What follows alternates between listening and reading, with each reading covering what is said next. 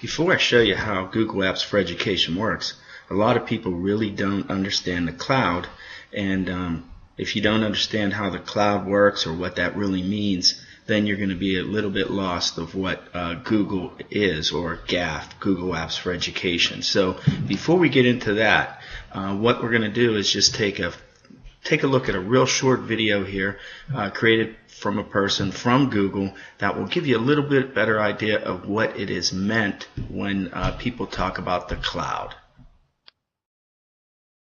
I'm Vivian Liang and I work at Google.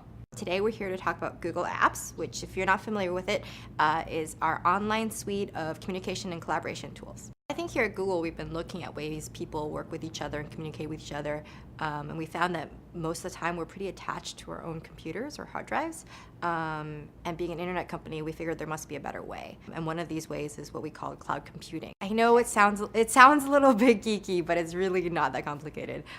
Basically, all of your files and all of your information, even all of these programs that you use, are all stored, online, or in the cloud as we call it.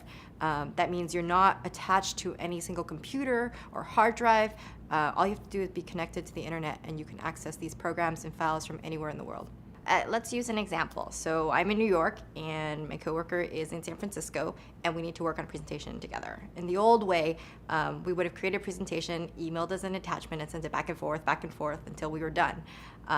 But with Google Docs, for example, I can create a presentation online, share it with my colleague, and we can actually both edit it and make changes at the same time. And we're working on the same actual doc, so there's no version control and there's no attachments. There's only one copy of any file that you work on. That means you can be accessing your information and working with other people from any computer. In fact, you can actually connect to it from any device that's connected to the internet, so smartphones, netbooks, laptops, you name it. And there's nothing to download or install.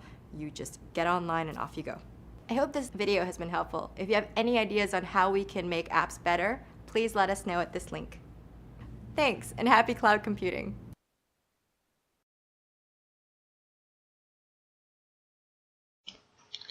Okay, today we're going to, for anybody that hasn't gone through GAFE training or Google Apps for Education, this is going to give you a little bit of a start. You can go to this shortcut right here, and it is case sensitive. So make sure you type in, that's goo.gl/for_AV_Z_H. That's just a shortener for my document, so you can get into that if you'd like. Today we're going to take a look and I'm going to show you how to at least access your GAFE account, create a document, share it with somebody, collaborate, and upload and manage those files. Okay, the first thing is you really want to be in your Chrome browser. So if you're not in a Chrome browser, go ahead and get out of that. The next thing we want to do is when we access our Google Drive, we want, on any device, we want to type in drive.fcps.org. Okay, so if I went to a site here, I do not want to just type in drive, I want to type in drive.fcps.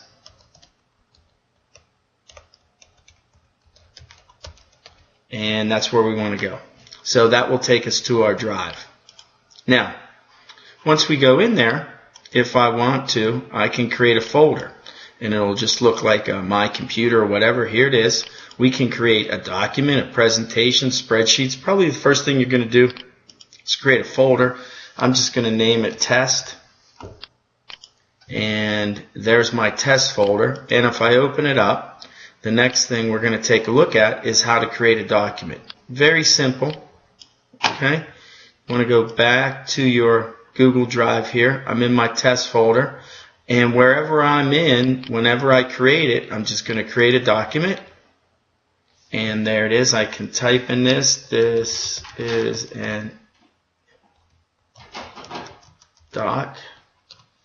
And if I want to title it test or practice, I can. And that's what you're going to do. Probably the most common things I use is to, you can of course download this if you wanted to. You could download it as a Word. You can move it to another folder. Okay. Probably the biggest thing that I do is use the formatting up here. You can also create a table, so you guys can mess with that a little bit. Once I have my document, if you notice, you never have to save it. You just close it down. There it is right there. That's my document, test or practice, and it should come up that. There it is. It named it now, test or practice. And if we go back, the next thing is the cool thing about this feature and about Google Docs is you can share it and collaborate with anyone you want. And you can click to have it private. Only people with listed below can access it. You can have anyone with a link. You can save it a variety of different ways. And let's take a look. If I were to take this document and I were to check it there, bring it down, I could share this.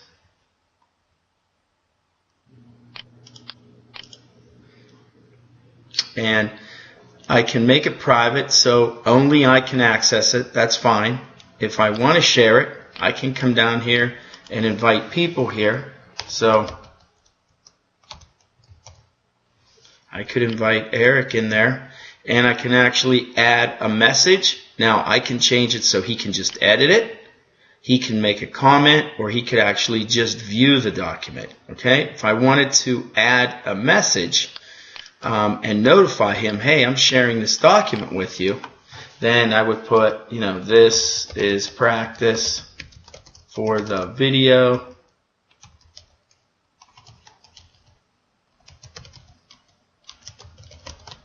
Okay, and if I hit share and save, then it would good. I could put a copy to myself, and that's fine. Now, maybe, once those people are up in here, whoever has access, you'll see that. Now, right now, this is private. If I wanted to make it so anyone on the web could get to my document, I could. If I wanted to make it so all my students wanted to, anyone with a link, I could just click that. Maybe anyone within Frederick County Public Schools, or just anybody in Frederick County Schools with the link. So you can decide how you want to share your documents. I'm just going to cancel this back. And done. Another thing that you could do in a document, and keep in mind, whoever you shared this with, multiple people can be typing in here at once. You can also make a comment. Let's say a student shared their document with you and you wanted to make a comment that, this looks good. And I would just comment on that, and when they open their document, they would see my comment over here in the side. Okay? And once they fixed it, then I could hit resolve, and that would take the comment away. So that's just another great feature of Google Docs.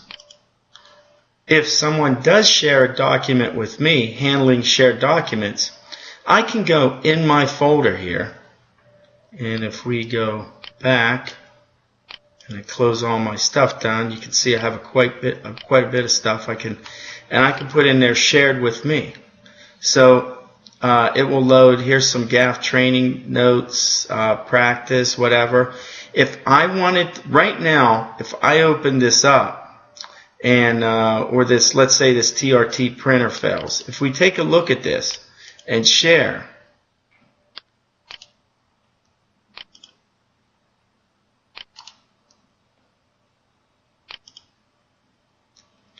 we can see that I can edit it. Heather's actually the owner here. Lisa can edit it or whatever.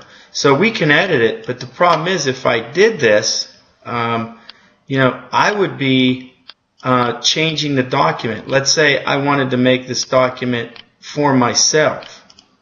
Okay, what I could do is I could right-click and create a copy.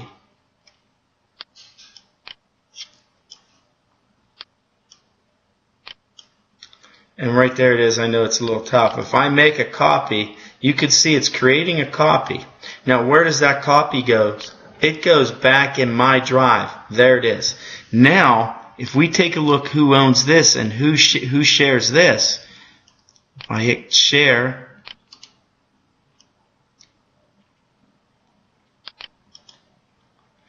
I am the only one that has access, and I'm the owner. So if you want to take a document that someone shared with you and make it your own so you can edit it, then all you do is make a copy of it. Then it will go back in your drive, not shared with you. So what I'm going to do is I'm just going to delete that right now. I really don't need that. Slide this back down so you can see it. I also think one of the nice features is if you want to see the revision history on a Google document, every time you change it, it saves the revision.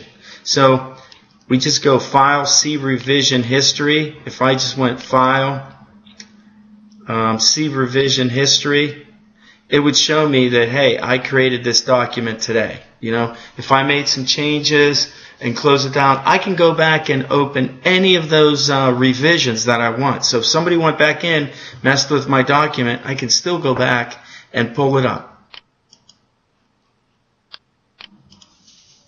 One of the things you're going to want to do is be able to move files and folders very easily in Google Docs.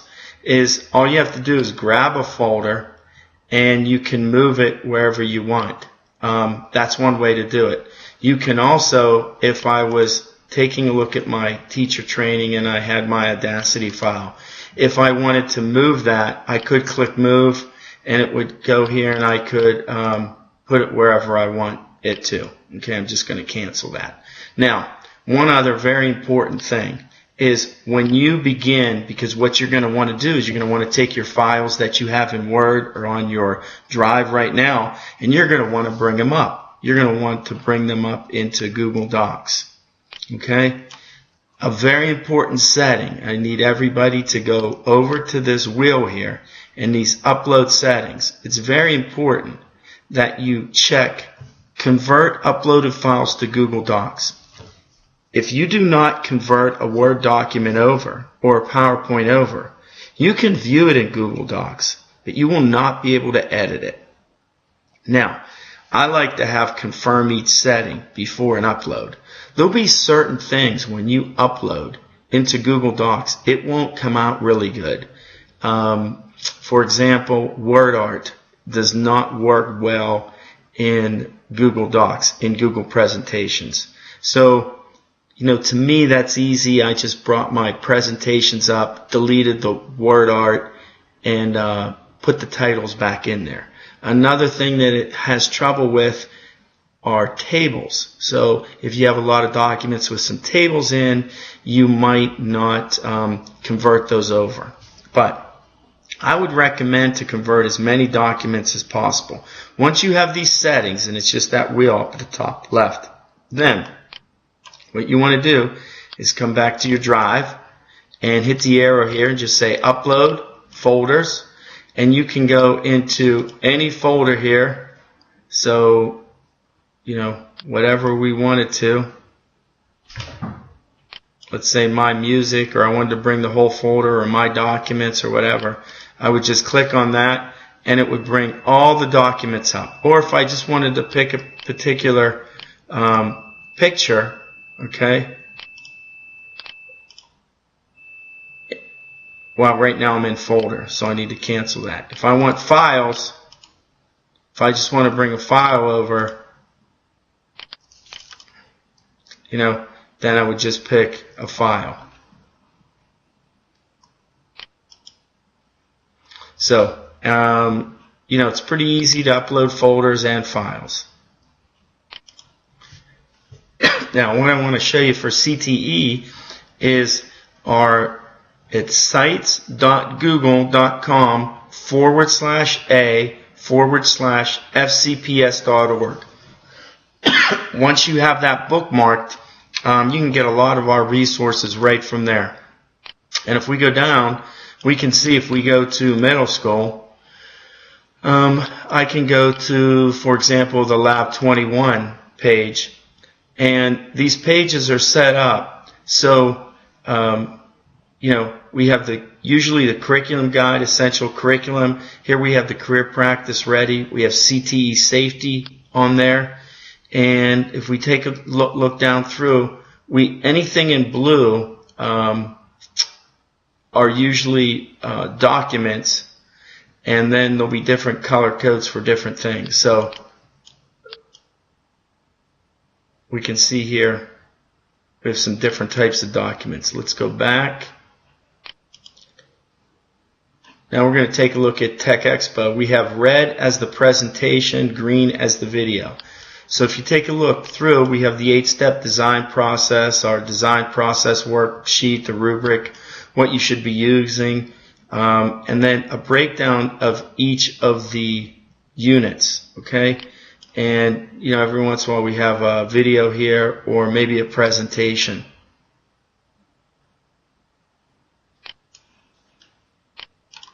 If I wanted to go in high school, you know, we're still working on this. So anything in black, we already have some resources for on the GAFE site. For example, if we went down here to Foundations of Technology, the Foundation of Technology's GAFE site is finished. And once again, red's presentation, green is video. First 5 days are on there. And you can see how that is laid out. And so if I wanted to, I could just click on, let's say, unit right here, lesson 1, and it would come up with lesson 1, you know, technology innovations and snapshot. If I wanted to, I could go file, I could download that file, and then I could actually make it my own, upload it back up into my section there.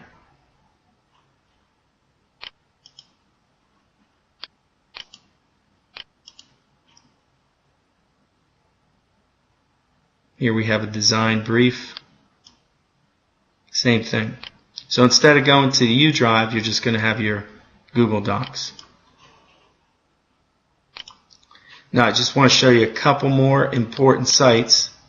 If we go back here to the home, we have an FCPS GAFE resource page. So on here, if you have questions about learning Google Docs, okay, you can click right on there, and it usually has some, like this one here, has some tutorials for Google Docs on there, some links. If you need some additional help, how to do a spreadsheet or presentation, about your account, how to put it on your iPad or iPhone. If you already have a Google Apps account that you use for FCPS before GAFE, you want to definitely go right here to this link, and that's about your account. Already have a Google app, and understand how you can bring your documents over and what you need to do to change that account. That's very important. One other very important site that I've created for you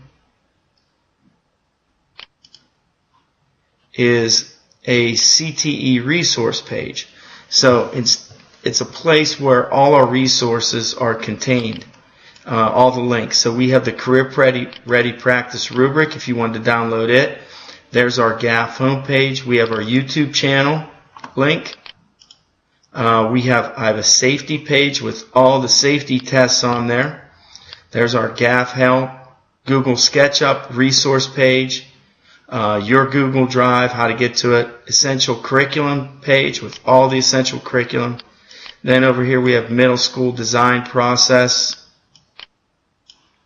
If we slide down a little bit, we have some Google apps that I think, you know, most people will use. Some Google extensions.